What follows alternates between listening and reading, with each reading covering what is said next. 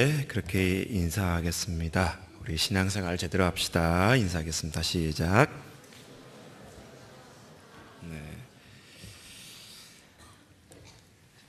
네. 어떤 청년 3명이 지혜와 지식을 얻기 위해서 유명한 랍비를 찾아갑니다. 첫 번째 청년이 스승 앞에 서게 됩니다. 그의 제자로 입문하기 위해서는 반드시 오디션을 거쳐야 되는데, 첫 번째 청년이 그 랍비 앞에 서 있을 때에 그 랍비가 청년을 향해서 이렇게 얘기합니다. 썩은 생선 하나를 딱 쥐어주면서 무슨 냄새가 나느냐 물으니까 첫 번째 청년이 대답하기를 썩은 냄새가 납니다. 그랬더니 그 랍비가 대답하는 말이 그것은 내 마음이 썩었기 때문이다. 두 번째 청년이 또 그 랍비 앞에 서게 됩니다. 그랬더니 이번에는 그 랍비가 김을 주면서 이 김이 무슨 색깔로 보이느냐, 검게 보입니다. 그랬더니 그 랍비가 대답하기를 그것은 내 마음이 시커멓기 때문이다. 세 번째 청년이 이 모습을 가만히 지켜보고 있다가 나는 똑바로 대답하면 안 되겠다. 뭔가 잔머리를 써서 딱 아파했었습니다. 그랬더니 이번에는 그 랍비 선생님이 간장을 담은 유리컵에 간장을 가득 담아가지고 그 세 번째 청년에게 주는 거예요. 딱 마시고 나서 스승이 묻기를, 랍비가 묻기를 무슨 맛이 나냐 그랬더니 단맛이 납니다. 그랬더니 그 랍비가 얘기합니다. 너 미쳤구나. 오늘 한 대학생 하나가 택시를 탔는데 그만 할머니가 합승을 하게 됐습니다. 합승을 하고 한참 가던 중에 이 청년 대학생이 그만 속에 탈이 있어서 방구가 나오기 직전인 거예요.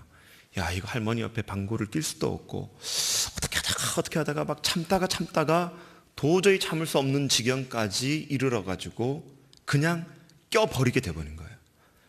그러면서 이 방구를 낀 그 상황이 너무나 민망한 나머지 방귀가 나오는 찰나에 소리가 나올까봐 유리 창문에다가 그 소리를 내린 거예요. 뜨득뜨득 한 소리가. 그랬더니 할머니가 그 모습을 지켜보고 있던 청년에게 이렇게 얘기합니다. 소리는 그렇다 치고 냄새는 어떡할래? 여러분 보십시오. 우리가 삶을 살면서도 많은 사람들이 비슷하게 살아가는 경우가 너무나 많다는 거예요. 진짜로 살아가기보다는 비슷하게 살아가는 모습들. 프랑스의 어느 한 역사학자 2명이서 15년 동안 프랑스의 유명한 귀족들의 가문을 조사하게 됩니다. 2만 8천여 개의 가문을 조사하게 되는데, 실제적으로 15년 동안 역사가들이 연구한 결과 왕의 칙령에 의해서 그 귀족이라는 신분을 얻었던 가문은 실제적으로 4,577개 가문밖에 되지 않고 나머지는 다 가짜더라는 거예요.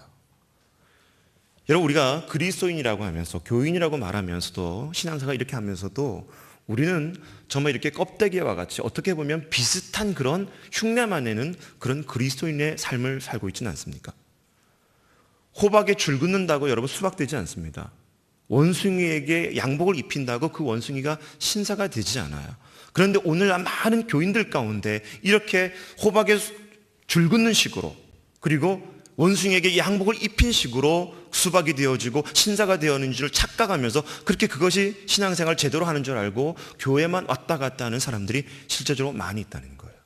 성경을 가만히 들여다보면 여러분, 예수님께서는 그러한 명목상의 교인들을 찾는 것이 아닙니다. 예수님께서 마태복음 28장에 모든 사역을 마치시고 이제 승천하시기 직전에 제자들을 향해서 뭐라 그러냐면 너희는 가서 제자 삼으라 말했다는 거예요. 명목상의 교인들을 불러 모으라고 말씀하신 것이 아니라 예수님께서는 이 땅의 무리들에게 가서 제자 삼으라 그랬다는 거예요.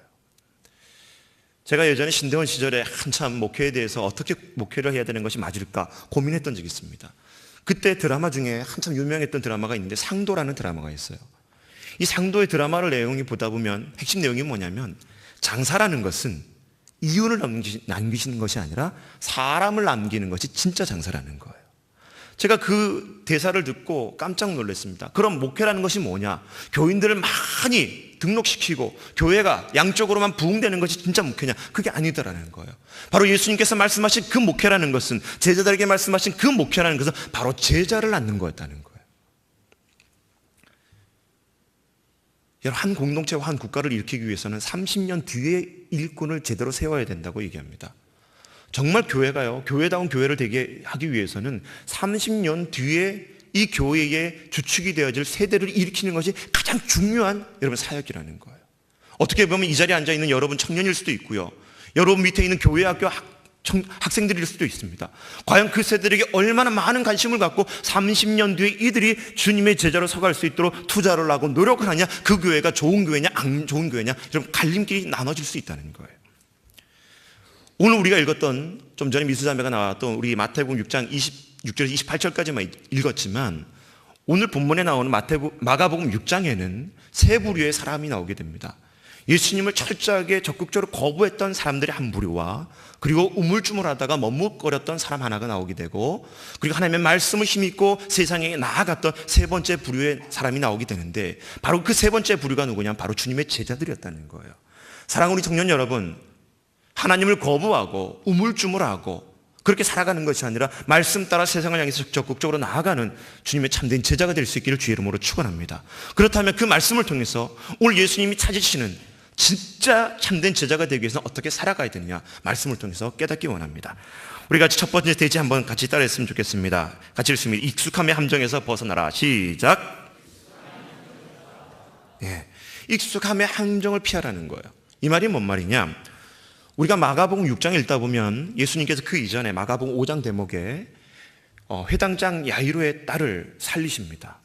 그리고 그 야이로의 딸을 고치러 가는 도중에 12년 동안 혈루증 걸렸던 여인을 예수님께서 치유하셔요. 그리고 그 소문이 갈릴리 전역에 다 퍼지게 돼요. 그리고 마침내 그 일을 이루시고 나서 예수님은 자신의 고향이었던 갈릴리 나사로로 올라가시는 거예요. 나사렛으로. 시로 올라가셨는지 아니면 말씀 사역을 하러 올라가셨는지 구체적으로 말씀에 나와 있지 않지만, 아무튼 예수님의 고향이었던 갈릴리 나사렛으로 올라가게 되어집니다. 자, 우리 말씀 한 군데 찾아서 읽겠습니다. 마가복음 6장 2절과 3절 말씀입니다. 같이 읽습니다. 시작. 안식일이 되어 회당에 가르치시니 많은 사람이 듣고 놀라 이르되, 이 사람이 어디서 이런 것을 얻었느냐? 이 사람이 받은 지혜와 그 손으로 이루어지는 이런 권능이 어찌 됨이냐? 이 사람이 마리아의 아들 목수가 아니냐? 야고보와 요셉과 유대와 시몬의 형제가 아니냐? 그 누이들이 우리와 함께 여기 있지 아니하느냐 하고 예수를 배척한지라. 아멘.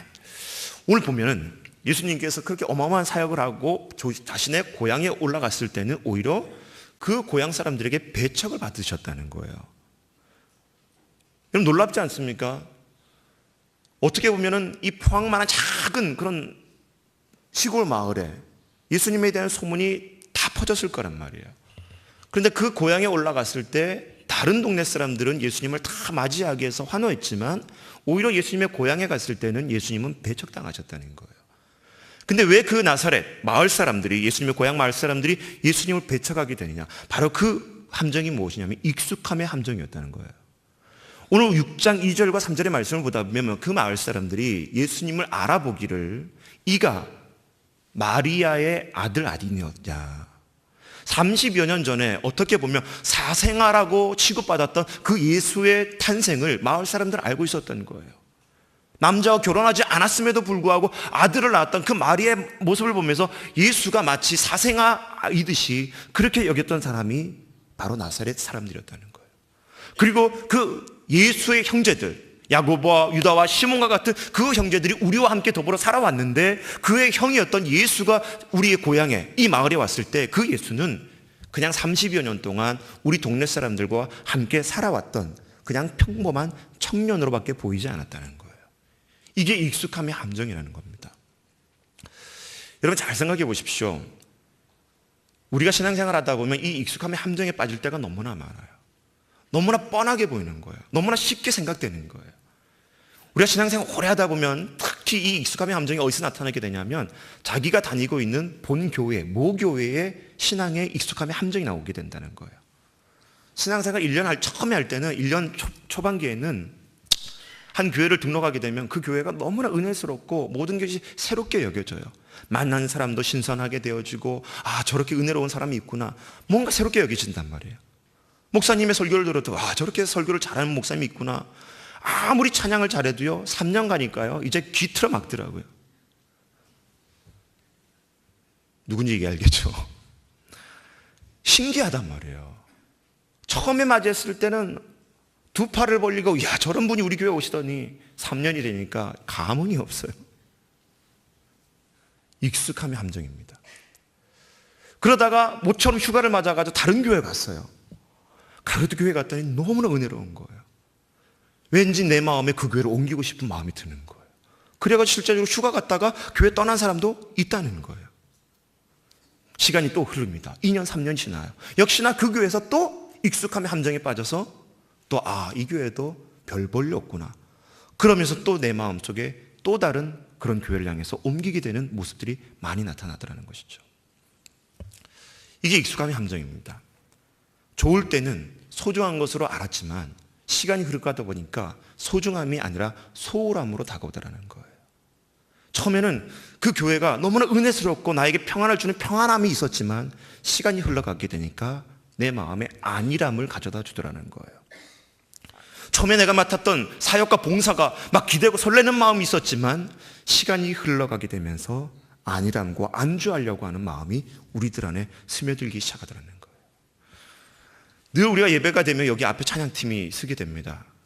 처음에 마이크를 잡을 때는요, 첫 주에 쓰는 우리 싱어들의 모습을 보다 보면 떨어요. 마이크를 잡을 때 달달달 떠는 모습이 들리게 됩니다. 그런데 이 친구들 6개월 지나 보십시오. 마이크를 던졌다 잡았다 할 수 있는 테크닉까지 갖출 수 있는 모습이 돼버려요. 안 해서 그렇지. 뭐예요? 바로 두렵고 떨리는 이 설레는 마음을 잃어버리고 아니라고 안주하는 마음이 스며들게 되더라는 거예요. 부부가 결혼하게 되면 아무리 사랑해서 결혼했지만 시간이 흘러가면서 서로에 대해서 익숙해지게 되어집니다. 그럼 30여 년 정도 살면요, 이게 사랑으로 산다기보다는 흔히 어르신들 말하는 말대로 정으로 살아요. 못 헤어져서 사는 거지 정으로 사는 분이 정말 많더라는 거예요.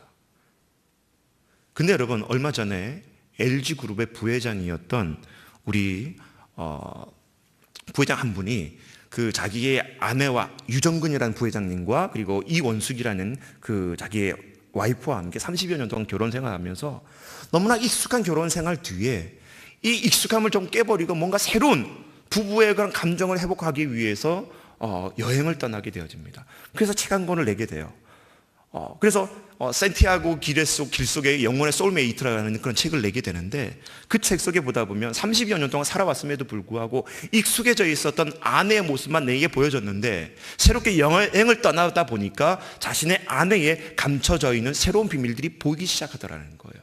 그러다 보니까 그 30년의 익숙함보다는 이제 새롭게 보이는 그 감정을 가지고 아내를 더욱더 사랑할 수 있게 됐다는 그 고백을 하게 되어집니다. 우리 사랑하는 청년 여러분, 제가 왜 이 말씀을 드리냐? 예수님께서 자신의 고향이었던 나사렛을 방문했을 때 그 마을 사람들은 예수님의 하나님의 아들됨을 본 것이 아니라 그 예수의 청년 시절 자신들이 눈여겨왔던 그 익숙함에 빠져있는 나머지 마음으로 예수님을 받아들이지 못했다라는 거예요. 오늘 예배를 드리면서도 여러분, 우리 교회 이 주일날 4부 예배가 너무나 익숙한 나머지 설교가 시작되면 나도 모르는 사이에 눈이 감기기 시작하고 모든 찬양하는 사람들이 그냥 평범하게 보이고 두렵고 떨리고 기대하는 마음보다는 그냥 익숙해져 있는 마음 속에 그냥 예배 마치고 돌아가는 우리들의 모습이지 않냐는 거예요. 이게 익숙함의 함정입니다. 여러분, 하나님께서는 좋은 예배자를 찾고 계십니다. 그런데 그 좋은 예배자 가장 큰 방해가 뭔지 아십니까? 익숙함의 함정이라는 거예요. 오늘 내가 드릴 이 예배를 위해서 내가 오늘 듣게 될 그 하나님의 말씀 설교를 놓고서 여러분 기대고 설레는 마음으로 이 자리에 앉아있는 청년들이 과연 얼마나 될까요? 우리에게는 어쩌면 이 익숙함의 함정에 빠져서 병들어 있고, 말씀을 들어도 그 말씀이 말씀으로 여겨지지 않고, 찬양을 해도 그 찬양이 하나님 앞에 영광 올리는 제물로 여겨지지 않고, 이미 익숙함의 함정에 빠져서 아무 감흥이 없는 예배를 드렸어도 진정한 예배가 되지 못하는 그런 모습으로 돌아가고 있진 않냐는 것입니다. 나사렛 사람들이 하나님의 아들 되신 예수 그리스도를 자신들이 익숙함의 함정에 빠져서 받아들이지 못했던 그런 어리석음이 아니라, 날마다 하나님 앞에 나아갈 때는 그 예수 그리스도가 정말 우리의 구주자 되심을 인정하고 그분 앞에 나아갈 때 늘 언제나 설레임과 기대임을 갖고 나가는 우리 모두가 될 수 있기를 주의 이름으로 축원합니다. 같이 두 번째 따라하겠습니다. 머뭇거리지 말라. 시작. 우리 오늘 6장 말씀을 보다 보면 헤롯 왕의 얘기가 나오게 되어집니다. 우리 말씀 한 군데 찾아볼게요. 마가복음 6장 14절에서 16절까지 같이 읽어보겠습니다. 마가복음 6장 14절에서 16절 읽습니다. 시작. 헤롯 왕이 듣고 이르되 이는 세례 요한이 죽은 자 가운데서 살아났도다. 그러므로 이런 능력이 그 속에서 일어나느니라 하고, 어떤 이는 그가 엘리야라 하고 또 어떤 이는 그가 선지자니 옛 선지자 중에 하나와 같다 하되, 헤롯은 듣고 이르되 내가 목벤 요한 그가 살아났다 하더라. 아멘. 우리가 복음서를 읽다 보면 헤롯이라는 이름이 여러 군데 등장한단 말이에요. 근데 이 헤롯이라는 인물을 정확하게 알기 위해서는 예수님 시대 이전에 이미 남유다가 멸망한 이후에, 그리고 예수님께서 공생애를 시작했던 그 무렵에 실제 이 유대와 갈릴리와 사마리아를 다스렸던 분봉 왕들을 정확하게 이해를 해야 됩니다. 실제적으로 예수님께서는 사역을 하셨을 때 당시에는 이 팔레스타인 지역, 그 가나안 땅의 지역이 로마의 속국이었다는 거예요. 그런데 이 로마가 그 지역을 점령하고 다스리게 됐을 때 직접 다스린 것이 아니라 그 지역마다, 나라들마다, 민족들마다 분봉 왕을 세워서 대신 다스리게 했던 거예요. 특별히 유대 지역에는 아켈라오라는 그 왕이 다스리다가 그만 실수를 하게 되면서 로마에서 직접 총독을 보내게 되는데 그가 바로 빌라도였어요. 그리고 이 유대 지역을 제외한 갈릴리와 사마리아, 그리고 갈릴리 동쪽 호수에 있는 동쪽 지역은 바로 이 헤롯 대왕의 손주들이었던 헤롯 빌립과 헤롯 안티파스라는 사람이 그 갈릴리와 갈릴리 동쪽을 다스리게 되는데, 오늘 말씀에 나와 있었던 이 헤롯이라는 사람은 바로 헤롯 안티파스라는 인물입니다. 헤롯 대왕의 손주예요. 그런데 이 헤롯 안티파스가 자신의 동생이었던 헤롯 빌립이라는 사람의 아내를 흠모하게 되어집니다. 처제를 사모하게 됐던 거예요. 그러면서 그 처제와 짝짝꿍 해가지고 자신의 동생이었던 헤롯 빌립을 암살하게 되어지는 겁니다. 그리고 헤롯 빌립의 아내였던 헤로디아가 이 헤롯 안티파스에게 시집을 와서 이 헤롯 안티파스는 자기의 첫 아내를 버려두고 재혼을 하게 된 시대적인 배경이 있는 거예요. 바로 그 사건을 알고 세례 요한이 시간만 날 때마다 헤롯 안티파스를 향해서 회개하라고 외쳤던 것이 바로 세례 요한의 말씀이었어요. 그만 자신을 향해서 한 지역의 왕이었던, 분봉 왕이었던 자신을 향해서 회개하라는 그 말을 들었던 이 헤롯 안티파스가 안 그래도 기분 나빴던 터에 이 세례 요한을 감옥에 가둬놓게 됩니다. 가둬놓고 보다 보니까 그래도 이 헤롯 안티파스는 양심이 있었던 나머지 세례 요한을 죽일 수가 없었던 거예요. 이빠른 소리를 해서 좀 미웠지만 그래도 자기 양심에 이 세례 요한을 죽일 수는 없었어요. 그런데 이렇게 머뭇거리고 있었던, 우물쭈물하고 있었던 이 헤롯 안티파스를 향해서 헤로디아라는 바로 이 여자가 자신의 생일 때에 자기의 딸을 헤롯 안티파스 앞에서 춤을 추게 하고 기쁘게 만듭니다. 그러니까 헤롯 안티파스가 무슨 선물을 줄까 물으니까 이 헤로디아의 딸이 세례 요한의 목을 달라, 자기 엄마의 사주를 받고 자신과 자신의 어머니와 그리고 헤롯 안티파스를 공격했던 세례 요한을 죽이기로 작정을 하게 되는 거예요.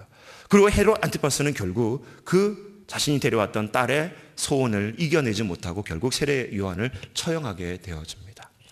그리고 많은 사람들이 시간이 흘러가게 했을 때에 자기가 다스리고 있었던 이 갈릴리 땅에 세례 요한과 같이 수많은 사람들이 따르게 되어지고 몰려드는 일들이 벌어지게 되는데 그 주인공이 예수란 사람을 만나게 되는 거예요. 알게 되는 거예요.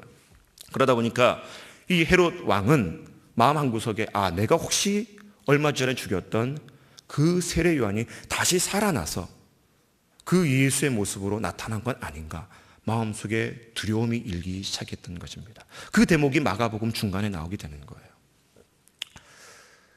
예수님의 고향이었던 나사렛 사람들이 예수님을 적극적으로 거부했다면 이 세례 요한은 세례 요한이 아니죠. 헤롯 왕은 적어도 세례 요한이 외쳤던 그 회개하라는 그 말씀을 듣고 그래도 양심의 찔림을 받게 됩니다. 여러분, 우리가 예배를 드리면서도요, 늘 언제나 말씀을 듣다 보면 성령께서 그의 양심을 건드려서 마음에 찔리게 하시는 거예요. 늘 하나님 앞에 잘못되었던 것들, 그리고 하나님 앞에 정직하게 살지 못했던 것들, 거짓과 위선으로 살았던 모습들, 하나님을 철저히 사랑하지 못했던 모습들, 하나님 말씀을 통해서 마음의 양심의 찔림을 받긴 받아요. 근데 문제가 뭐냐면 양심의 찔림을 받지만 그 양심의 찔림이 나의 삶 가운데 실천되지 못하는 게 문제라는 거예요. 세례 요한을 통해서 이 헤롯 왕은 분명히 하나님 앞에 이것이 잘못된 행위임을 인정하고 회개하라고 하나님의 음성을 듣게 되어집니다. 찔림을 받게 됐단 말이에요. 그런데 그의 삶은 고쳐지지 않았던 이유가 무엇이냐? 바로 왕으로서의 체면과 자신의 이익을 버릴 수 없다라는 것이죠. 좀 전에 우리 성장반생들이 벌써 17기까지 진행되어지고 있는데 인원수로 따지면 여러분 170명, 200명 가까운 우리 성장반생들이에요. 그 많은 우리 청년들이 그렇게 훈련받고 또 벌써 오늘 이제 제자훈련 5기가 개강이 되지만 수많은 청년들이 함께 양육을 받고 훈련을 받으면서 늘 말씀에 도전을 받고 마음에 커다란 소용돌이가 일어나게 되지만 실제적으로 우리의 삶이 얼마나 뒤바뀌고 있는지 여러분 생각해 보시기 바랍니다. 말씀이 살아있지 않는 게 아니란 말이에요. 죽어있는 게 아니란 말이에요. 하나님의 말씀은 살았고 운동력이 있다고 우리가 인정하잖아요. 확신하잖아요. 그 말씀이 나에게 전달되어집니다. 양심의 찔림을 받습니다. 근데 문제는 내 삶이 변하지 않더라는 거예요. 현대인의 교인들의 크리스찬의 문제가 뭐냐? 머리로는 깨닫기는 엄청나게 많이 깨닫습니다. 그리고 그 깨달은 지식을 가지고 가슴이 여러분 찔림을 받아요. 양심의 소용돌이가 일어나게 됩니다. 그런데 여러분 머리에서 가슴까지 이어지는 이 여행도 멀지만 실제적으로 더 먼 여행이 있다면 가슴에 찔림을 받았던 그 마음의 말씀이 내 발로 내 삶으로 이어지는 여행이 너무나 멀더라는 거예요. 대부분 사람들이 이 여행에서 중도 하차하다 보니까 여러분 삶의 개혁이 변혁이 일어나지 않습니다. 오늘 우리가 본문에 읽었던 마가복음 6장에 나왔던 이 헤롯 왕 또한 세례 요한의 그 음성을 듣고 하나님의 음성을 듣고 회개하라는 머리적인 지식을 받고 양심의 찔림을 받게 됩니다. 그러나 그 말씀이 발로 이어지지 않더라는 거예요. 성경에는 오직 믿음으로 구원받는 게 아니에요. 예수님의 동생 야고보는 뭐라고 얘기합니까? 그 믿음과 더불어서 행함이 없는 믿음은 죽은 믿음이라고 분명히 얘기하고 있는 거예요. 여러분 오직 믿음으로 여러분 언제부턴가 이것이 이 타이틀이 한국교회 안에 여러분 은근슬쩍 잘못된 교리를 믿음을 심어다 주는 이상한 구호가 되어버렸습니다. 동전을 뒤집어 보십시오. 앞에는 오직 믿음이죠. 뒷면에는 여러분 행함이 있는 믿음을 성경에서 요구하고 있다는 거예요. 사랑하는 청년 여러분, 주님 앞에 나와서 예배를 드리면서 혹시라도 내 가슴에 찔리고 마음에 도전되는 것이 있다면 그것으로만 끝나는 것이 아니라 삶에 돌아가서 하나님의 말씀을 순종하고 실천하는 그런 은혜가 있기를 주의 이름으로 축원합니다. 머뭇거리지 마십시오. 그러다가 여러분 우리 신랑 되신 예수님께서 언제 오실지 모르겠는데 여러분 그렇게 머뭇거리다가 버스 지나가는 경우가 얼마나 많이 있었습니까? 다시 한번 우리의 옆 사람한테 인사하겠습니다. 머뭇거리지 맙시다. 시작. 하나님의 진정한 제자가 되는 방법 같이 따라서 하겠습니다. 능력을 채울 공간을 만들어라. 시작. 자, 우리 본문 말씀 마가복음 6장 8절에서 9절 말씀 같이 한번 더 보겠습니다. 마가복음 6장 8절에서 9절 말씀입니다. 같이 읽을게요. 시작. 명하시되 여행을 위하여 지팡이 외에는 양식이나 배낭이나 전대의 돈이나 아무것도 가지지 말며 신만 신고 두벌 옷도 입지 말라 하시니. 아멘. 여러분 예수님의 말씀을 쫙 보다 보면 항상 비상식적이에요. 평범한 게 없습니다. 늘 언제나 인간이 갖고 있는 우리가 갖고 있는 상식을 뒤엎는 비상식적인 말씀이 엄청나게 많아요. 오늘도 하나님의 나라 천국 복음을 전하라고 하시면서 예수님은 예수님의 제자들에게 아무것도 가지고 가지 말라는 거예요. 단지 지팡이 하나 하고 신발 한 켤레만 갖고 가고 나머지 것들을 아무것도 갖고 가지 말라는 거예요. 제가 선교단체에 있을 때 여러분 거짓 순례 하다 보면 얼마나 많은 것들을 갖고 가려고 하는 마음이 들 때가 있어요. 돈도 챙기고 싶고 몰래 먹을 것도 챙기고 싶고 그렇게 가려고 하면 대표 순장이 다 뺐습니다. 가방 뒤져가지고 깡그리 다 버리게 해요. 그러면 4박 5일 동안 얼마나 개고생하는지 몰라요. 말 그대로 이게 정말 거짓 순례일 뿐이지 정말 인간 이하의 취급을 받으면서 전도를 하게 되어집니다. 근데 여러분 거짓 순례 전도를 하다 보면서 하나님의 나라를 위해서 하나님의 일을 하는 사람들은 하나님께서 그냥 내버려 두지 않는 것을 경험하게 되어집니다. 우리는 하나님의 일을 하면서도 하기 전부터 이미 하나님 이외의 것들을 얼마나 많이 챙기는 것을 여러분 알 수 있잖아요. 선교를 가려고 해도 내 직장 때문에, 내 가정 때문에, 내 학교 때문에 과감하게 도전하지 못하는 거예요. 이제 다음 주부터 아마 1월 달에 가게 될 단기 선교 팀원들을 모집하게 되어지는데 많은 청년들이 고민하는 거예요. 야, 선교를 가면 내 직장도 어떻게 해야 되고 내 학교 공부도 좀 학원 다니는 거 또 내려놔야 되고 내가 그동안 아르바이트 해야 될 거 이거 어떻게 하지? 마음속에 너무나 많은 것들을 고민하면서 주저주저하는 경우가 얼마나 많이 있습니까? 오늘 말씀에 보다 보면 예수님은 제자들을 보내시면서요 아무것도 가지고 가지 못하겠다는 거예요. 그런데 여러분, 제자들은 이해할 수 없었습니다. 비상식적인 말씀이었지만 그저 믿음으로 순종하고 나가게 됩니다. 그랬더니 그 믿음의 순종의 결과가 뭐냐? 우리 본문 말씀 마가복음 6장 12절과 13절 같이 읽습니다. 시작. 제자들이 나가서 회개하라 전파하고 많은 귀신을 쫓아내며 많은 병자에게 기름을 발라 고치더라.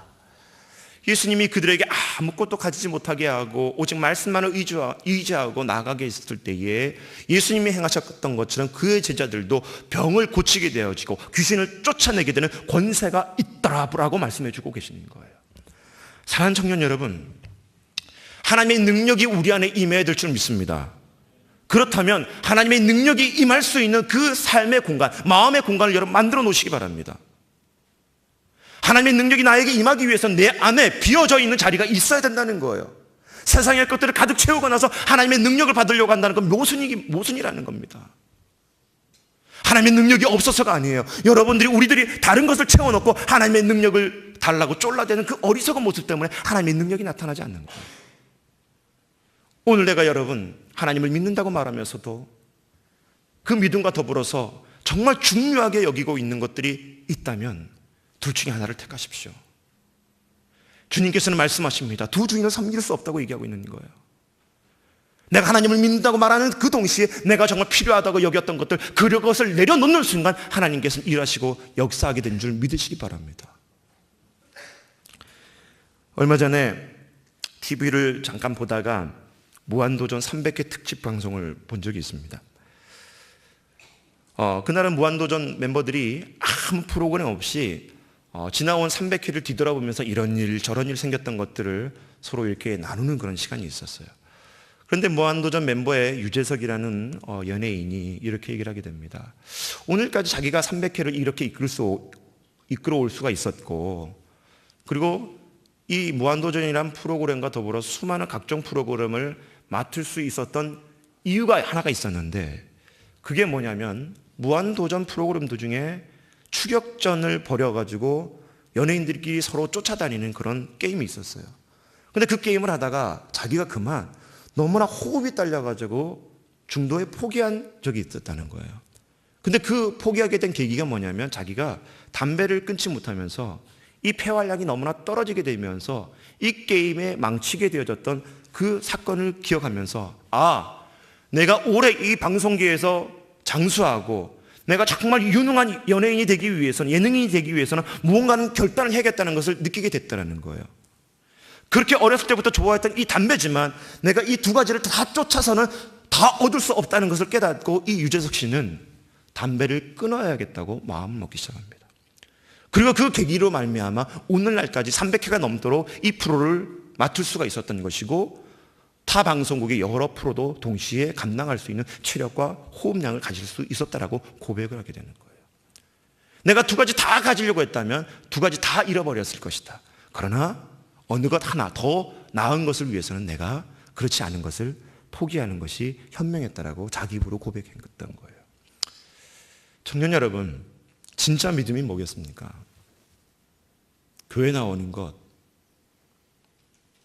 주일날 이 자리에 앉아 있는 것, 그저 겉으로만 봉사하고 사역하는 것, 그게 진짜 믿음일까요? 마가복음 6장에는 예수님께서 찾는 참된 제자의 모습은 머리로만 알고 있었던 그런 헤롯 왕의 모습도 아니었습니다. 익숙함에 빠져 있어서 하나님의 아들 되신 예수 그리스도를 알아차리지 못하고 자신의 편견과 고정관념에 빠져 있었던 나사렛 주민들과 같은 모습을 찾는 것이 아니었습니다. 오직 말씀만을 의지하고 하나님이 아닌 것들을 다 내려놓을 수 있는 용기와 결단이 있는 그 제자들을 이 시간에 주님은 찾고 계신 줄 믿으시기 바랍니다. 그랬더니 청년 여러분, 오늘 예배를 드리면서 여러분 마음속에 어떤 마음이 생기십니까? 그저 이렇게 설교 듣고 또 한 주 동안 그냥 평범하게 세상 가운데 머물며 살겠습니까? 아닙니다. 하나님의 나라를 위해서 여러분 결단하십시오. 그리고 한 주간 그렇게 싸우며 투쟁하시고 승리할 수 있기를 주의 이름으로 축원합니다. 같이 기도하겠습니다. 하나님, 우리가 이 땅의 삶을 살면서 너무나 익숙해져 있고 또 편안해져 있고 또 기대하지 못하고 있고 그저 습관적으로 형식적으로 또 어느 순간 사모함을 잃어버리고 하나님 앞에 나오는 우리들의 모습들을 하나님 깨우쳐 주시옵소서. 하나님의 아들 되신 예수 그리스도를 인정하지 못하고 자신의 고정관념에 빠져서 하나님의 아들 된 역사를 바라보지 못했던 그 나사렛 마을의 주민들과 같이 살지 않게 하여 주시옵소서. 헤롯 왕처럼 분명히 마음에 찔림이 있지만 그 찔림을 마음속에 그냥 간직하고 삶 가운데 끝내버렸던 그런 어리석임이 되지 않게 하여 주시고, 하나님의 말씀을 나의 삶 가운데 발로 손으로 실천할 수 있는 믿음을 허락하여 주시옵소서. 하나님 바라기는 우리 안에 세상적인 것들, 하나님이 아님에도 불구하고 그것들을 의지하고 기댔던 그 마음들 하나님 내려놓게 하여 주시고 하나님의 능력으로 채워지는 주님의 제자들 되게 하여 주시옵소서. 그렇게 살아갈 수 있도록 도와주시고 하나님의 나라를 위해서 우리를 사용하게 되실 것을 믿사옵고 예수님 이름으로 기도드립니다. 우리 다 같이 자리에서 일어나도록 하겠습니다.